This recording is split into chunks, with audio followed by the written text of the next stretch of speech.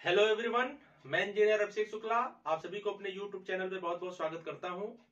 आज मैं आपको मैथमेटिक्स के बहुत ही इंपॉर्टेंट चैप्टर द्विपद प्रमेय के बारे में जानकारियां दूंगा। तो आइए स्टार्ट करते हैं द्विपद प्रमेय।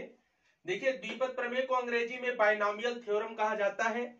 द्विपद प्रमेय को सर आइजैक न्यूटन द्वारा प्रतिपादित यानी दिया गया था।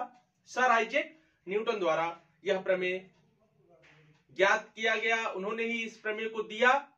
ध्यान से समझिएगा कि द्विपद प्रमेय होता क्या है। सर्वप्रथम आपको यह जानने की जरूरत है कि द्विपद प्रमेय क्या होता है, ये कहां लागू होता है। तो देखिए, किसी भी द्विपद व्यंजक यानी द्विपद व्यंजक क्या है, जिसमें दो ऐसा बहुपदीय व्यंजक जिसमें कई पद हो, दो पद हो। जैसे सपोज करिए मैंने माना एक है ए एक है बी, तो ए और बी ये दो पद है, तो इनका जो ये पावर n है यानी द्विपदीय व्यंजकों के उच्च घात का मतलब जैसे 2, 3, 4, 5, जैसे आप पढ़े हैं a प्लस बी का whole square, a plus b का होल क्यूब। तो ऐसे क्यूब के अलावा बढ़ता जाए a प्लस बी पे पावर 4, a प्लस बी पे पावर 5, ऐसे करके बढ़ता जाए, तो उसका प्रसार कैसे करेंगे। तो वह सूत्र जिसकी सहायता से द्विपद व्यंजक का प्रसार जो है हम एक श्रेणी के रूप में करते हैं, उस सूत्र को हम द्विपद प्रमेय कहते हैं। देखिए, द्विपद प्रमेय में मैंने मान लिया कि जैसे दो वो जो पद है वो कौन कौन से पद है, पहला है a, दूसरा है b। तो ध्यान दीजिएगा, a plus B whole to the power n, इसका प्रसार बहुत ही आसान है याद करना। देखिए कैसे याद करेंगे। देखिए n जो कि पदों की संख्या है, यहाँ सॉरी पदों की संख्या नहीं है, यहाँ ये घात है। n इस द्विपदीय व्यंजक की क्या है, घात है। तो देखिए स्टार्ट कैसे करेंगे, n/0 इंटू ए पे पावर n इंटू बी पे पावर 0 प्लस n/1। देखिए 0 था, 0 से अब 1 हो रहा है, तो a की जो घात है वो एक कम होगी और b की घात एक बढ़ जाएगी। यही इसका तरीका है याद करने का। तो कैसे याद करेंगे, फिर से एक बार देखिए, n/0 इंटू ए पे पावर n इंटू बी पे पावर 0 प्लस n/1 इंटू ए पे पावर n-1 इंटू बी। देखिए b की घात 0 थी, यहां 1 हो गई। अगला देखिए, n/2 ए पे पावर n में से 2 घटाया तो b की घात बढ़ गई, 1 से कई हो गई, 2 हो गई। फिर देखिए n/3 इंटू ए पे पावर n-3 इंटू बी पे power 3 plus dot dot last में आएगा n/n ए पे पावर 0 बी पे पावर n। ठीक है, कितना आसान है याद करना। यहां आप ऐसे भी याद कर सकते हैं, जैसे दो व्यंजक है, दो पदीय व्यंजक है ये द्विपद प्रमेय में, तो इसमें जो पहला पद है उसकी घात घटती जाएगी।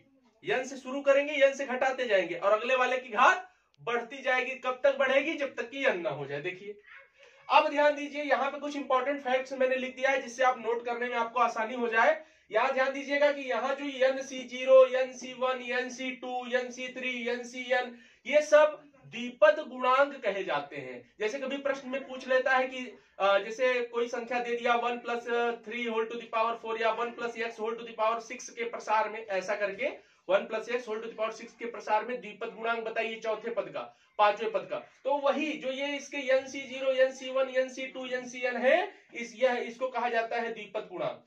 फिर ध्यान दीजिए, अगला फैक्ट ये कहता है कि जब a plus B whole to the power n का प्रसार करते हैं तो वहां पर जो पदों की कुल संख्या होती है, जैसे मैं एक उदाहरण ले लेता हूं, यहां आप लोग ध्यान दीजिएगा।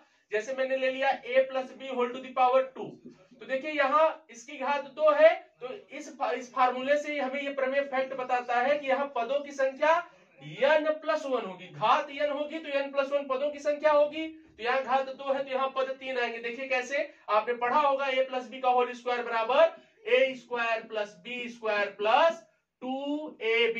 तो यहाँ पदों की संख्या कितनी हो गई, 3 हो गई। तो ये आपको याद रखना है। जैसे पावर 4 आ जाए तो वहां पदों की संख्या 5 होगी, अगर पावर 5 आ जाए तो पदों की संख्या 6 होगी, यानी जितनी घात होगी उससे एक अधिक। अब चलिए ध्यान दीजिए, अगला फैक्ट कहता है a तथा b के घातों का योग n होता है। चलिए देखते हैं, पहले पद में देखिए a की घात n है, b की घात 0 है, तो n में 0 जोड़ेंगे तो n ही तो आएगा। अगले में देखिए a की घात n-1 है, b की घात 1 है, तो +1 से -1 कट जाएगा तो n ही तो आएगा। अगले में देखिए a की घात n-2 है, b की घात 2 है, तो 2 + -2 कट जाएगा, तो ये क्या आएगा, n आएगा। ऐसे लास्ट में भी देखिए ये 0 है, ये n है, जोड़े ये 0 + n जोड़ने पर क्या आ रहा है, यन आ रहा है। यानी ये तीसरा फैक्ट है। चौथा फैक्ट ये है इसका कि प्रारंभ तथा अंत से समदूरस्थ, जिसे समदूरस्थ का मतलब क्या होता है, प्रारंभ से पहला ले रहे हैं तो अंत से पहला ले लीजिए, प्रारंभ से दूसरा ले रहे हैं तो अंत से दूसरा ले लीजिए। तो समदूरस्थ पदों के जो द्विपद गुणांक होते हैं वे समान आते हैं। कैसे? जैसे देखिए प्रारंभ से पहले पद का आया है, एक ही मैं आपको दिखा देता हूं, NC0। तो NC0 बराबर क्या होता है, आपने क्या देखा है, NC0 बराबर 1। कैसे? Factorial n upon factorial 0 into n minus 0 factorial, NCR वाले फार्मूले से। तो यानी यहां आ जाएगा n फैक्टोरियल, 0 फैक्टोरियल का मान 1, n में से 0 घटाइए तो आएगा n फैक्टोरियल, इससे ये कट गया तो 1 आया। इसी प्रकार अंत से पहला पद का देखिए, अंत से पहला पद ये है, इसका गुणांक क्या है, इसका गुणांक है NCN, ये भी बराबर 1 होता है। कैसे? NCR के सूत्र से रखेंगे factorial n upon factorial n into n minus n factorial. तो ये इससे कट जाएगा और ये 0 आया, n में से n कटा 0 आया, तो 1 अपान 0 फैक्टोरियल यानी 1। अगर आपको NCR का फार्मूला भी नहीं याद आ रहा है तो उसको भी मैं यहाँ नोट कर देता हूं, हो सकता है अभी आपको याद ना रहा हो, यहाँ नोट कर देते हैं। NCR बराबर होता है factorial n upon factorial r into n minus r factorial. तो ये था बेसिक जो आपको द्विपद प्रमेय के बारे में याद रखना है। ये उसकी डिफिनीशन से लेकर क्या होता है, क्या उसका फार्मूला है, कैसे उसको याद करना है और क्या क्या उसके इंपॉर्टेंट फैक्ट है, मैंने उसको यहाँ पे बता दिया है।